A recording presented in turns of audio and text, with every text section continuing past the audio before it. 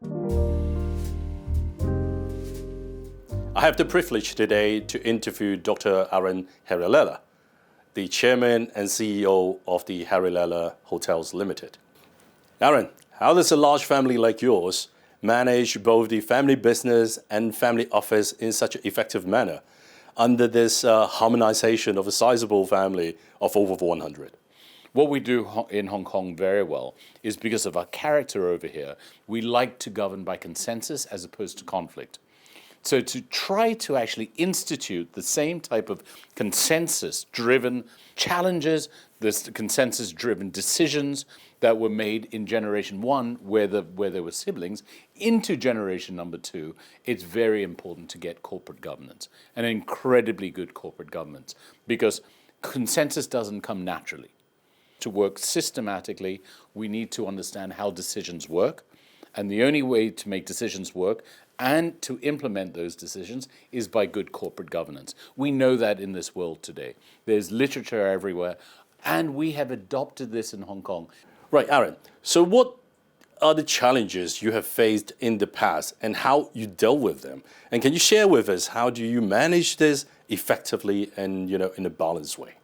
The challenges that we face and a lot of other family businesses have faced in Asia, but if you look, let's talk about Hong Kong here. In Hong Kong is the generational change from generation one to generation two. When siblings were at the board, now cousins are at the board. So we have to work a little bit harder in creating that harmonization. The way to do it is to put in proper corporate governance. I would say there is no other way to do it. Once proper corporate governance comes in, then you run the family business as a proper company. Now we have to take away all the family issues out of the boardroom. There's no conflict resolution about family issues there.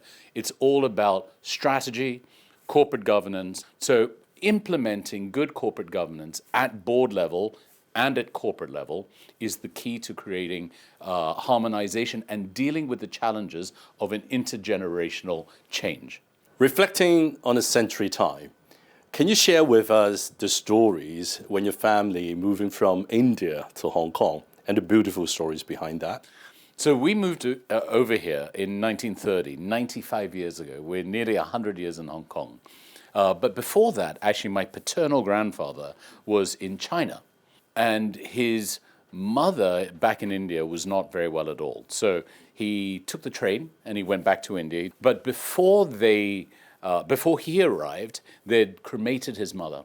And so he got very angry with the rest of his family. He said, all right, I'm going to take my 3 sons and my wife, and we're going to go to Hong Kong where my brother has a business. And he says, on top of all of that, I'm going to denounce my family and I'm going to take half of my father's name, which was Leela Ram, and half of my mother's name, which was Harry Bai. So he took the Harry and he took the Leela and he put them together and he says, that is now our surname. And he took his wife and his 3 sons, who were 9, 7, and 5 in those days, to Hong Kong in 1930 to live.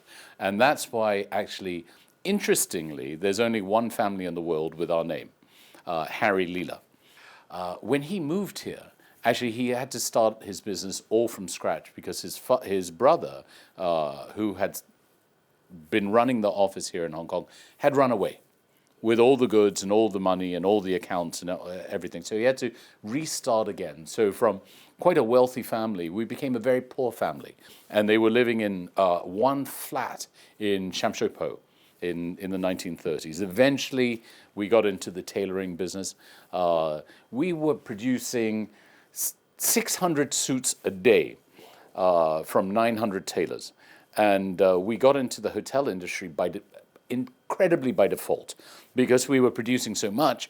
Our main store was on Nathan Road in the heart of Tsim Sha Tsui, and we had the whole bottom of a hotel called the Imperial Hotel. The owners of the Imperial Hotel had defaulted on their loan with the bank. So in order to save our shop, my father bought the hotel. And that's how we got into hotels.